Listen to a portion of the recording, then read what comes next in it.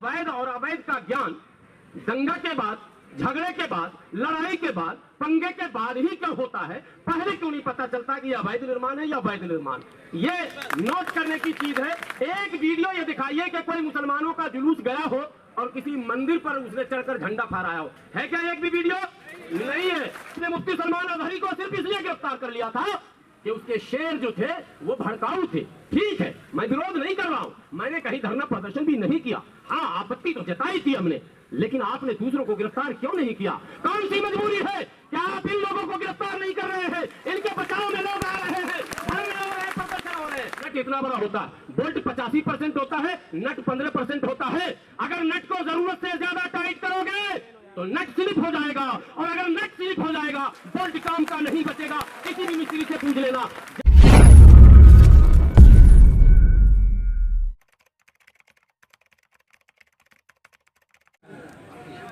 जज्बे शौक़े शहादत को क्या पूछिए, अब हथेली पे हमने भी सर ले लिया। जज्बे शौक़े शहादत को क्या पूछिए, अब हथेली पे हमने भी सर ले लिया। कत्ल होने से आखिर कहां तक डरे, कातिलों के मोहल्ले में घर ले लिया। अस्सलामु अलैकुम, आदाब, जय भीम, नमो बुद्धाय, जय जोहार। दोस्तों, आज का धरना विशुद्ध रूप से आजाद समाज पार्टी के बैनर तले धार्मिक उन्माद जो तेजी से इस देश में बढ़ रहे हैं उस पर लगाम लगाने, सरकार के द्वारा भेदभाव पूर्ण निर्णय जो लिए जा रहे हैं उस पर विराम लगाने की मांग, और पीछे से आवाज आ रही है मीडिया के जो साथी सब खड़े हुए हैं, तो पीछे के साथी कह रहे थे थोड़ा देर झेल लीजिए, क्या कीजिएगा, ये भी आपके काम के लोग हैं, क्या कीजिएगा, यही तो मैसेज दूर तक पहुंचाएंगे। बाकी आप लोग तो समर्पित लोग हैं, हम ही लोगों को कॉम्प्रोमाइज करना पड़ेगा, मीडिया वालों को परेशान कैसे करेंगे, यही तो हम लोग की बात पहुंचाते।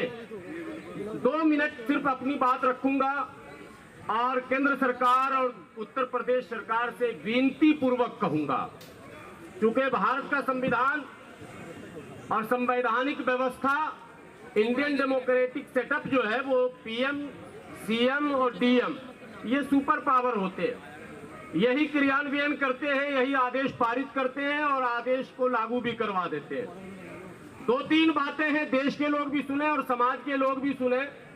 लगातार देश में एक बात चल रही है बुलडोजर पॉलिसी की, और बुलडोजर जो चल रहा है वो ये कहकर चलाया जा रहा है कि भैया ये अवैध निर्माण है। अच्छी बात है, अवैध निर्माण तो होना ही नहीं चाहिए, सब कुछ वैध होना चाहिए, अवैध कुछ भी नहीं होना चाहिए। लेकिन सवाल है मीडिया के साथियों, आप पहुंचाएंगे देश के लोगों तक, उन देश के देश प्रेमियों तक जो भटक गए हैं और जो फर्जी नैरेटिव बिल्ड किया जा रहा है उसके चक्कर में आ रहे हैं, गोदी मीडिया के चक्कर में, कि ये वैध और अवैध परिभाषित कैसे होता है, कब होता है। आपने सुना होगा नबी के शान में गुस्ताखी हुई, चंद लोग छतरपुर से निकलते हैं, थाने में एक अर्जी देने जाते। कहा यह जाता है कि थाने पर इन्होंने पथराव किया। मैं इस तमाम भीड़ से पूछता हूं, मीडिया के साथियों से पूछता हूं और भारत के तमाम इलेक्ट्रॉनिक चैनल और प्रिंट मीडिया से पूछता हूं कि छतरपुर थाने पर पथराव करने का कोई वीडियो आपके पास है क्या? है क्या मीडिया के बंधु, आपके पास है क्या? आपके पास है, बोलिए हाँ या ना। नहीं है।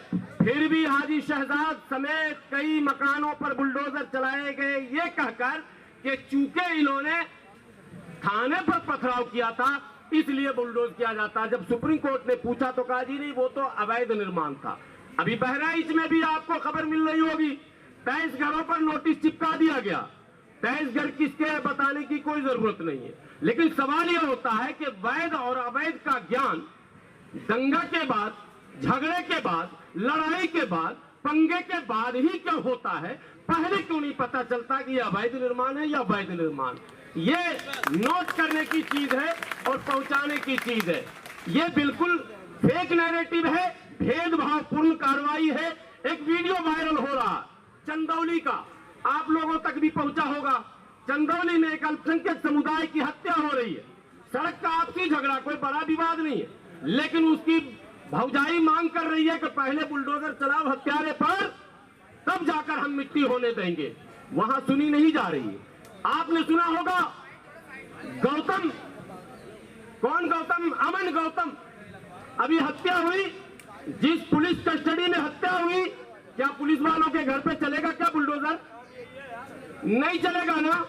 आपको पता है पूरे देश में नहीं विदेश तक चर्चा हुई थी हाथरस की घटना। बुलडोजर चला क्या किसी पर? नहीं चला। मीडिया के बंधुओं, देश प्रेमियों, ये बात आप हर चौक चौराहे पर उठाइए। देश प्यार से चलता है, प्रेम से चलता है, भाईचारे से चलता है, अमन से चलता है, सुकून से चलता है। अगर अशांति होगी तो विकास बाधित होगी। आप कहते हैं हमें विश्व गुरु बनना है और आप जानबूझकर देश के अंदर बदअमनी फैलाते हैं। एक वीडियो ये दिखाइए कि कोई मुसलमानों का जुलूस गया हो और किसी मंदिर पर उसने चढ़कर झंडा फहराया हो। है क्या एक भी वीडियो? नहीं है। लेकिन सैकड़ों वीडियो, मीडिया बंधुओं और हमारे देश प्रेमियों, सैकड़ों वीडियो है ऐसे कि उनका जुलूस जा रहा है और मस्जिद पर चढ़कर वो झंडा फहरा रहे। क्या हो रहा है इस देश में? कहां ले जाना चाहते हैं आप समाज को? किसने ये आपको सिखा दिया? आज उस गोपाल मिश्रा के परिवार से जाकर मिल लो, कोई पूछने वाला नहीं है, कोई उसको दुख को बांटने वाला नहीं है। चढ़ जा बेटा सूली पर। लोग भड़का रहे हैं, लोग दिग्भ्रमित कर रहे हैं, लोग आपको गलत पाठ पढ़ा रहे हैं।